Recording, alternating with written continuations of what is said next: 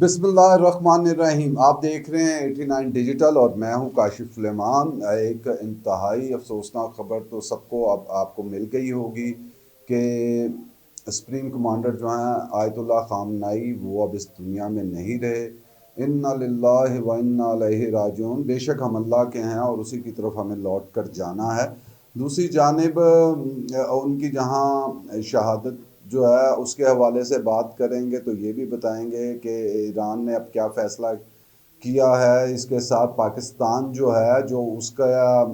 राब्ता हुआ है ईरान के साथ, तो क्या मशवरे दिए गए हैं, मुल्क की ख़िते की सियासी सूरत हाल जो है इन जंगों के बाद क्या बन रही है, ख़िते में क्या तब्दीलियाँ नज़र आ रही हैं, ईरान अपना बदला कैसे लेगा,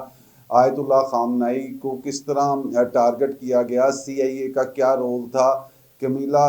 हैरिस जो हैं जो साबिक नायब सदर हैं अमेरिका की, उनका ट्रंप के बारे में क्या कहना और ईरान की साथ जो जंग चल रही है उसके बारे में उनका क्या कहना है, इस सब पर बात करेंगे। तो सबसे पहले बात तो ये है कि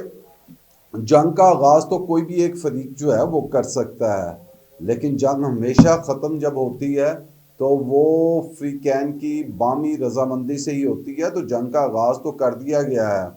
तो वो कोई एक फरीक कर ले, इसराइल ने कर दिया, लेकिन अगर इसका ख़त्म होना होगा तो उसके लिए अब इसराइल और जो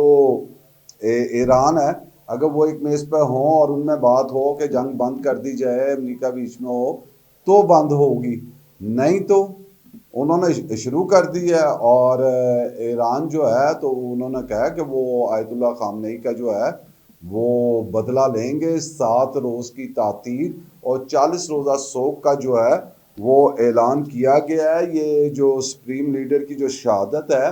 ये इस्लामी इनकलाब और मशरक़ी वस्ते की सियासत के लिए जो है वो फैसला कुन मोड़ भी है। सिक्योरिटी की नाकामी भी हमें इसमें नज़र आती है और अमेरिका और इसराइल का जो अंदरूनी हाथ है वो भी इसके अंदर नज़र आता है। इस हवाले से मैं ये बताता चलूँ कि CIA जो है वो बड़ी अरसे से जो है वो आयतुल्लाह खामनाई की जो मूवमेंट है उसको मॉनिटर कर रही थी कि कहाँ जाते हैं, कब होते हैं। जिस तरह पिछली दफ़ा जब जंग हुई थी इसराइल के साथ तो उस वक्त जब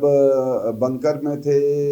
आयतुल्लाह खामनाई और उनसे राब्तों की कोशिश भी की जाती थी तो बताया जाता था कि उनसे रब्ता नहीं हो सकता क्योंकि वो कोई भी डिवाइस और गैजेट जो है वो इस्तेमाल नहीं कर रहे। लेकिन इस बार जो है वो जो बाहर भी आए और एक आला सतही इजलास था जिसके हवाले से एक तो ये भी ज़राए कह रहे हैं कि उनको फ़ोन करके जो है वहाँ इस इजलास में शरीक होने के लिए बुलाया गया। आला क़यादत वहाँ मौजूद थी। जब आपको पता था कि इसराइल और अमेरिका के साथ इस वक्त जंगी सूरत हाल के अंदर वो हैं, तो उस दौरान उतनी एहतियात नहीं की गई और जब वो वहाँ गए तो जब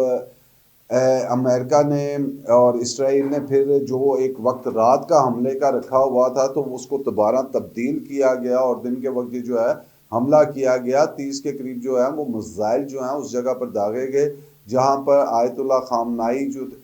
मौजूद थे जिससे उनकी शहादत हुई। लेकिन ये मैंने आपको बताया कि इस वक्त तो ये भी देखा जा रहा है कि कौन से ऐसे लोग जो हैं या ममालिक शामिल हैं जो अमेरिका और इसराइल को जो है वो ये ख़बरें फराहम कर रहे थे, क्योंकि पिछली दफ़ा जब 12 रोज़ा जंग हुई थी तो उसके अंदर भी बहुत सारे जो रॉ के यानी भारतीय जसूस और मुसाद के जसूस जो हैं इसराइल के वो पकड़े गए थे। तो इस बार भी उनको ये देखना चाहिए ईरान को सबसे पहले अपनी सफ़ों के अंदर कि वो ऐसे कौन से लोग हैं और जो हैं तो ईरान के साथ खड़े लेकिन वो बेसिकली एजेंट हैं, वो मुसाद के हों, CIA के हों, रॉ के हों। यही वजह है कि एक दुनिया को नया ट्रेंड भी दिया गया और बताया गया है कि अब जो है वो इस तरह टारगेट बेस्ड ऑपरेशन जो है वो इंटेलिजेंस बेस्ड ऑपरेशन मालूमात के ऊपर जो है ये ऑपरेशन किए जाते हैं और बिल्कुल ठीक हिट किया जाता है। जिस तरह वेनेजुएला के अंदर देखें आप, उनके सदर बेगम को उठा के ले गए तो इसका मतलब वहाँ से लोगों ने उनको जो है वो मुखबिर की हुई थी। इसी तरह यहाँ पर भी पहले से ان کے پاس یہ معلومات تھی کہ آیت اللہ خامنائی جو ہیں وہ اس وقت یہاں پر موجود ہیں، اور سی آئی اے جو ہے وہ اس کی پہلے سے جو ہے ان کی نگرانی کر رہی تھی۔ تو اب مختلف بحث چل رہی ہیں میڈیاز کے اندر، حلقوں کے اندر، دنیا جاننا چاہ رہی ہے کہ آیت اللہ خامنائی کے بعد جو ہے تو کون جو ہے وہ وہاں پہ سپریم لیڈر ہوگا۔ رات کو بی بی سی کہہ رہا تھا کہ ان کے جو صاحبزادے مشتبہ ہیں وہ ہو سکتے ہیں۔ دوسری طرف ہم دیکھتے ہیں کہ رضا پہلوی جو ہے انہوں نے بھی اپنی شیروانیاں سیدھی کرنی ہیں، اور امریکہ کے اندر سے بیٹھ کے وہ بیان بازی بھی کر رہے ہیں۔ اور اس کے ساتھ لیکن جو اطلاعات ہیں جن لوگوں سے میری بات ہوئی ہے ان کے مطابق تو علی جانی جو ہے ان کے حوالے سے آیت اللہ خامنہئی نے ان کو اپنا جو ہے وہ جانشین جو ہے وہ نامزد کیا تھا کہ اگر اس جنگ کے اندر وہ نہیں رہتے تو ان کے بعد وہ ان معاملات کو دیکھیں گے۔ ویسے ایران کے آئین کے مطابق جو نئے سپریم لیڈر کا انتخاب ہے وہ 88 ارکان پر مشتمل جو ایک اسمبلی آف ایکسپرٹ ہے وہ کرتی ہے۔ 1979 کے اندر جو ہے اسلامی انقلاب کے قیام کے بعد جب یہ عمل جو ہے وہ اب تک صرف ایک بار جو ہے وہ ہوا، وہ بھی تب جب آیت اللہ خمینی جو ہیں ان کے بعد آیت اللہ خامنائی کو جو ہے وہ نیا رہبر منتخب کیا گیا تھا، اور آج تک وہی اس کے اوپر جو ہے تھے۔ اب یہ اس کی طریقہ کار اڈاپٹ کیا جاتا ہے اور کن کو نیا رہبر نامزد کیا جاتا ہے، لیکن جس طرح میں نے کہا کہ جن مختلف لوگوں کے ساتھ میری بات ہوئی ان کا یہی کہنا ہے کہ اس صورتحال کے اندر ابھی علی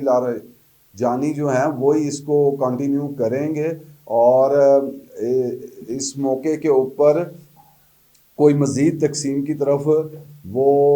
کہ کوئی تقسیم نہ ہو، اور جس طرح آیت اللہ خامنہئی نے کہا تھا تو وہ اس چیز کو لیڈ کریں گے۔ جہاں تک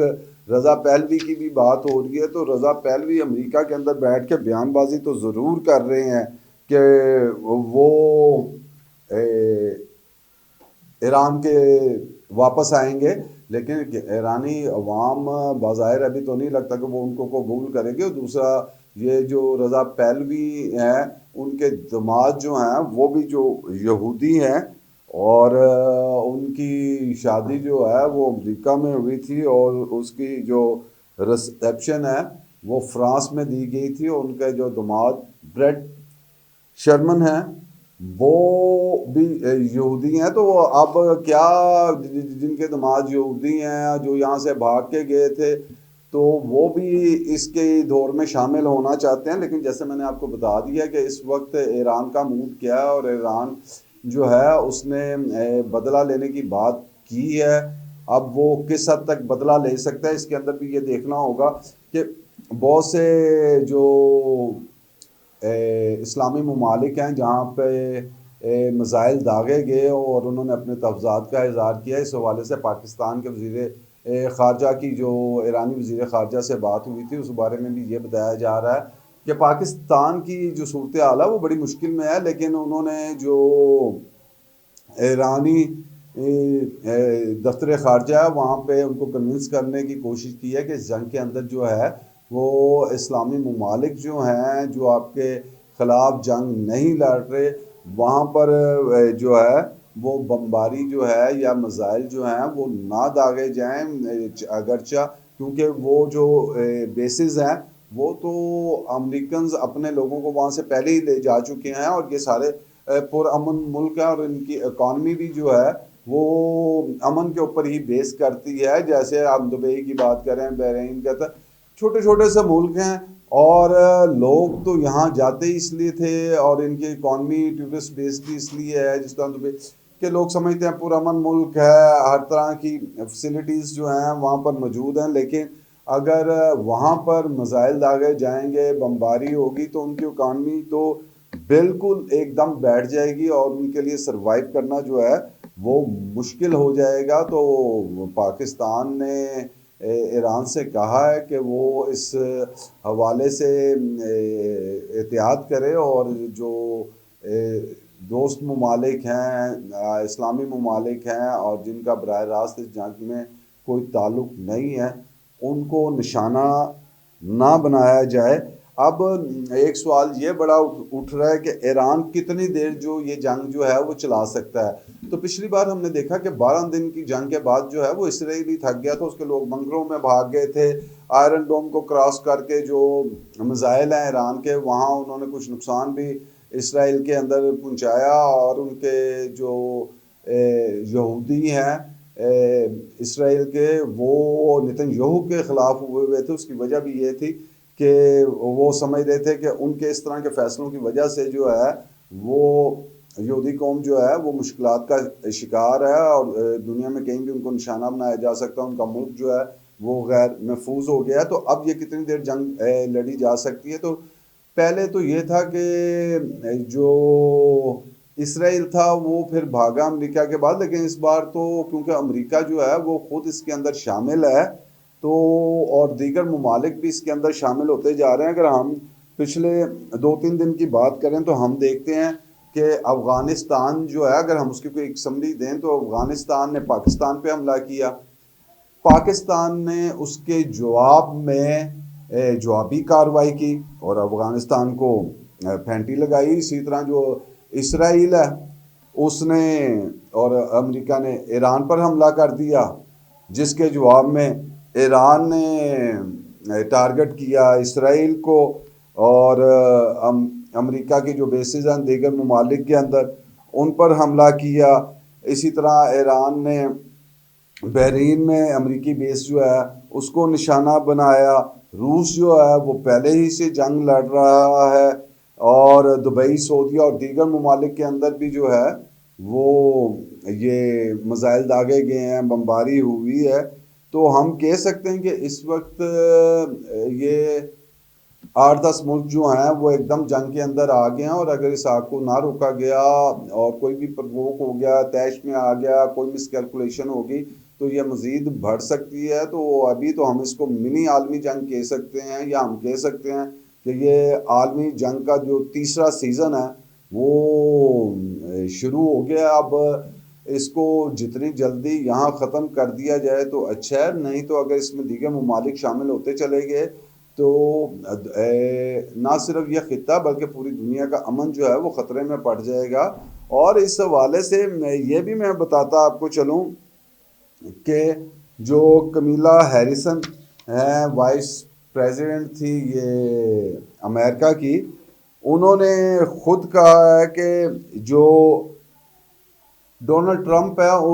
امریکہ کو جنگ میں دھکیل دیا ہے، امریکی قوم یہ نہیں چاہتی، یعنی وہ کہہ رہی ہے امریکی قوم نہیں چاہتی تھی، لیکن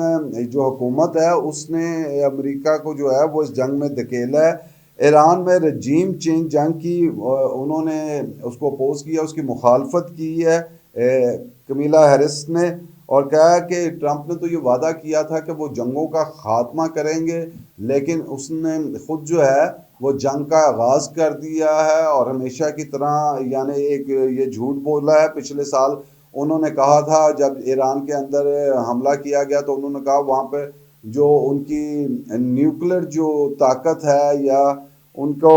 جو پروگرام ہے، ان کا نیوکلیر پروگرام ایران کا، وہ ہم نے تباہ کر دیا۔ تو اس وقت بھی انہوں نے جھوٹ بولا تھا، اپنی انتخابی مہم کے اندر بھی انہوں نے جھوٹ بولا اور کہا کہ ہماری فوج کو ٹرمپ کی اپنی مرضی کی جنگ کی خاطر جو ہے خطرے میں ڈال رہا ہے۔ تو وہ بھی یہ بات کر رہی ہیں کہ امریکن عوام یہ بات نہیں چاہتی کہ وہ جنگوں کے اندر جائے، لیکن میں نے یہ بتاتا چلوں کہ یہ جو حکمران ہوتے ہیں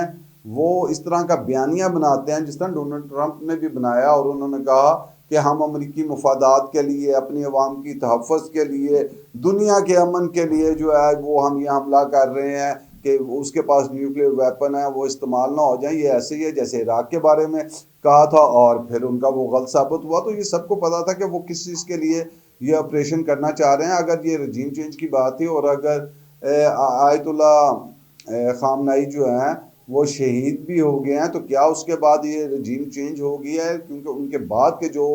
ان کے جانشین ہیں جو انہوں نے نامزد کیے وہ، اور ایران کی جو اس وقت قیادت چل رہی ہے، اس میں کسی نے بھی یہ نہیں کہا کہ وہ سرنڈر کرتے ہیں، رجیم چینج کرتے ہیں۔ اور جس کو امریکہ لے کے آنا چاہے، اسرائیل لے کے آنا چاہے، بلکہ انہوں نے کہا کہ ہم بدلہ لیں گے۔ اور دنیا نے دیکھا ہے کہ ایک 86 سال کا جو بزرگ تھا وہ آیت اللہ خامنائی، وہ جھکا نہیں، وہ بکا نہیں، وہ ڈٹ کے کھڑا رہا۔ انہوں نے یہودیوں کی بالادستی کو قبول نہیں کیا، اور ایک بنسبت اس کے کہ وہ جھک کے اور غلامی میں مزید کچھ سال جی لیتے، انہوں نے عزت کی موت کو ترجیح دی اور شہید ہو گئے۔ تو ایرانی قوم جو ہے وہ، اور ان کی جو پیچھے اب لوگ ہیں وہ کھڑے ہیں اور ڈو اور ڈائی کی پوزیشن میں ہیں، بدلہ لینے کی بات کر رہے ہیں۔ کیونکہ اگر آپ کو رنجیم چینج کرنی ہے تو آپ کو اب یہ فضا کے اندر سے ساری چیزیں تو نہیں ہونے کہ میزائل مار کے تو چینج نہیں ہو سکے گی۔ تو وہ رضا پہلوی ہوں تو ان کو بھی اگر ایران کے اندر بوٹس آن گراؤنڈ تو آنا ہی ہے نا، آپ کو زمین پہ اترنا پڑے گا، اندر آنا پڑے گا۔ آپ لوگوں کو ٹارگٹ تو کر سکتے ہیں، لیکن آپ لوگوں کے دلوں کے اندر جو ہے وہ اپنی محبت اس طرح طاقت سے تو پیدا نہیں کر سکتے۔ تو اس وقت اگر ہم اس سارے خطے کی صورتحال کا جائزہ لیں، اور خاص طور پہ کل جو یو این او کے اندر جو سنا کہ ان کے سیکٹری جو ہیں یو این او کے انطونیو گوتریس، انہوں نے جو بات کی کہ اس جنگ سے عالمی امن کو سنگین خطرہ ہے۔ اچھا جی، آپ کو اب پتہ لگا کہ عالمی امن کو خطرہ ہے کہ صرف آپ نے بیان بازی کرنی ہے؟ ویسے کہتے ہیں کہ ایک بڑے اور چھوٹے ملک کا جب معاملہ یو این او میں جائے تو یو این او ہمیشہ بڑے ملک کے ساتھ ہوتی ہے، اور اگر دو بڑے ملکوں کا وہاں پہ کوئی کیس جائے تو پھر یو این او غائب ہو جاتی ہے، بڑے ملک آپس میں فیصلہ کرتے رہتے ہیں۔ تو آج آپ کو پتہ لگا جی عالمی امن جو ہے اس کو سنگین خطرہ ہے۔ یہ سنگین خطرہ آپ کو حملے سے پہلے نہیں پتا، پچھلے سال کیا اس وقت نہیں پتہ لگا۔ عالمی قانون کی پاسداری کی جانی چاہیے، تو کس کو پاسداری کرنی چاہیے جی؟ آیا جو اپنے آپ کو ڈیفینڈ کر رہا ہے اس نے پاسداری کرنی ہے، یا جو حملہ کر رہا ہے اس نے پاسداری کرنی ہے؟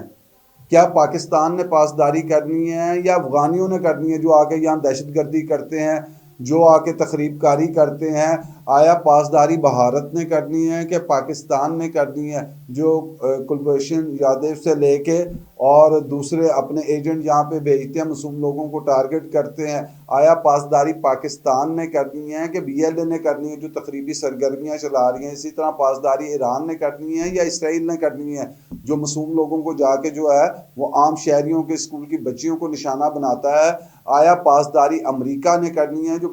دنیا کا تھانے دار بنا ہوا ہے، یا ان مظلوموں نے کرنی ہے جن کا قصور کوئی نہیں، لیکن کیونکہ وہ امریکہ کی بالادستی قبول کرنے کے لیے تیار نہیں ہے؟ تو یہ اختیار کس کے پاس ہونا چاہیے؟ اختیار کیا ان ملکوں کی عوام کے پاس ہونا چاہیے یا امریکہ کے پاس ہونا چاہیے کہ کس ملک میں اس کو ڈکٹیٹرشپ بھی قبول ہے، کس ملک کے اندر اس کو جمہوریت قبول ہے، کس ملک کے اندر اس کو کون سا نظام قبول ہے؟ تو یعنی اس کی مرضی کے ساتھ یہ فیصلے جو ہیں وہ دنیا کے ممالک کریں گے۔ تو لوگوں نے، ممالک نے اپنے فیصلے خود کرنے ہیں، وہاں کی عوام کو آزادی ہونی چاہیے کہ وہ اپنے فیصلے جو ہے وہ کر سکیں۔ اگر وہ اپنے حکمرانوں کے بھی اگینسٹ ہے تو وہ خود نکلیں اور احتجاج کریں، نہ کہ یہ کسی اور کا حق ہے کہ وہ وہاں پہ جائے اور طاقت کے زور پہ جو ہے وہ یہ فیصلے کروائے جائیں۔ تو اب اس خطے کے اندر جو ہے وہ جو بھی معاملات چل رہے ہیں وہ صرف اس خطے کے لیے نہیں، میں نے جیسے کہا کہ دنیا کے امن کے لیے جو ہے وہ بڑے سنگین نتائج لے کے آ سکتا ہے۔ اور ایک بات آخر میں کرتا چلوں، جنگیں ہو رہی ہوں، لوگ کہہ رہے ہیں جی، خیر پیوٹن کی جانب سے جو ہے وہ مذمت کی گئی ہے، آیت اللہ خامنائی کی جو شہادت ہے اس کی انہوں نے مذمت کی ہے، لیکن رشیا خود ایک جنگ کے اندر یوکرین کے ساتھ جو ہے پھنسا ہوا ہے۔ اور اسی طرح اگر آپ کہیں کہ کوئی مدد یا چیزیں، تو لوگ بڑا کہہ رہے ہیں کہ رشیا نے کچھ دیا ہوگا، چائنا نے دیا ہوگا، بالکل ہو سکتا ہے جی اس طرح کی مدد کی ہو، لیکن ڈیول فیس کے ساتھ دنیا چل رہی ہوتی ہے۔ ابھی 3 روزہ دورے پہ ٹرمپ صاحب چائنا ہی جا رہے ہیں، تو ایک طرف تو وہ جنگ میں ایک دوسرے کے خلاف بھی ہیں اور کولڈ وار بھی چل رہی ہے، اور دونوں چاہتے ہیں کہ ایک دوسرے کو جہاں جہاں سے اقتصادی نقصان پہنچا سکیں وہ چلتے بھی ہیں، اور لیکن اس کے باوجود ایک دوسرا چہرہ بھی ہے۔ ابھی ٹرمپ کو آپ دیکھیں گے کچھ دنوں میں اس مارچ کے اندر کہ انہوں نے 3 روزہ دورے پہ جو ہے وہ چائنا جانا ہے، وہاں پہ معاملات بھی ہوں گے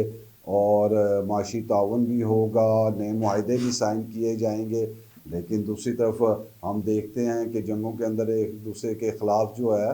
وہ چیزیں بھی فراہم کی جاتی ہیں اور کوشش کی جاتی ہے کہ کسی طرح کسی کا کندھا استعمال کر کے تو دوسرے کو نقصان پہنچایا جا سکے۔ تو اس ساری صورتحال کے اندر پاکستان نے دیکھنا ہے کہ اب ایران نے جہاں بھی بم مارے ہوں، وہ بحرین، سعودیہ، دبئی، قطر، کہیں بھی، لیکن پاکستان کی طرف ان کا کوئی مزاحم نہیں آیا۔ اور یہی مشکل پاکستان کے لیے ہے کہ اب وہ ایران کے خلاف بھی نہیں ہے، وہ امریکہ سے بھی نہیں لڑنا چاہتا، وہ سعودیہ کے ساتھ بھی اس کا پیکٹ ہے، معاہدہ کیا ہوا ہے کہ سعودیہ کے خلاف جو بھی جارحیت ہے اس میں جو پاکستان ہے وہ ان کے ساتھ کھڑا ہوگا۔